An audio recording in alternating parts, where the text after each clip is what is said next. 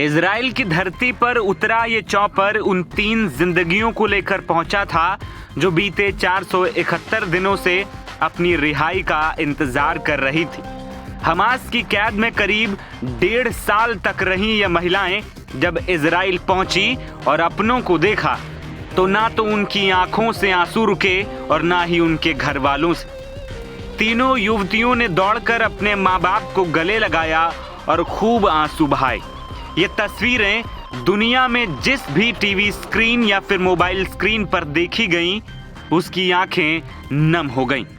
दरअसल इजराइल और हमास के बीच युद्ध विराम समझौता रविवार से लागू हो गया है। इस डील के तहत सबसे पहले हमास के 3 इजरायली बंधकों को रिहा किया गया।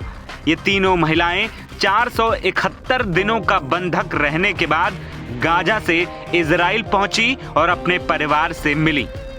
इन तीनों को उनके कैद के दिनों की कुछ तस्वीरें गिफ्ट देकर हमास ने गाजा भेजा है। इन तीनों महिलाओं के नाम रोमी गोनेन, एमिली डमारी और डोरोन स्टाइनब्रेचर है।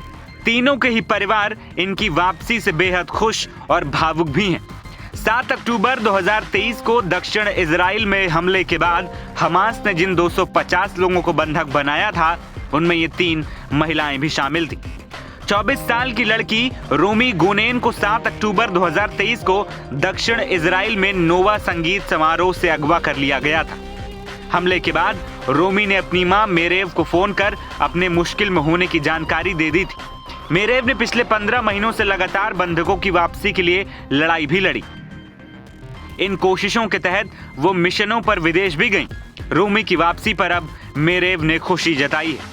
गाजा से लौटी दूसरी बंधक 28 साल की एमिली डामरी है, जो ब्रिटिश इजरायली नागरिक है। एमिली को किबुत्ज कफर अजा में उनके घर से अगवा किया गया था। ये एक सामुदायिक कृषि गांव है जो 7 अक्टूबर को हमास के हमले के दौरान निशाने पर था।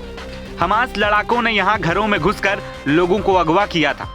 एमिली के अपहरण के बाद उनकी मां मैंडी ने बताया था कि उसे म्यूजिक, यात्रा करना, फुटबॉल खेलना और खाना पसंद है। बेटी के रिहा होने के बाद मैंडी ने सभी का धन्यवाद दिया है। डोरोन स्टाइनब्रेचर भी गाजा से इजराइल पहुंची। 31 साल की पशु चिकित्सा नर्स डोरोन किबुत्ज कफर अजा से एमिली डामरी के पड़ोस में रहती थी। जानवरों से प्यार करने के लिए गांव में मशहूर डोरोन इजराइल और रोमानिया की नागरिक। 7 अक्टूबर 2023 को हमास के हमले के बाद डोरोन ने अपनी मां को फोन कर बताया था कि बंदूकधारी हमलावर उनके अपार्टमेंट की ओर आ रहे हैं। बाद में एक वीडियो से उनके परिवार को उनके गाजा में जिंदा होने की बात पता चली थी। हमास के 7 अक्टूबर 2023 के हमले में किबुत्ज कफर अजा में सबसे ज्यादा तबाही हुई थी।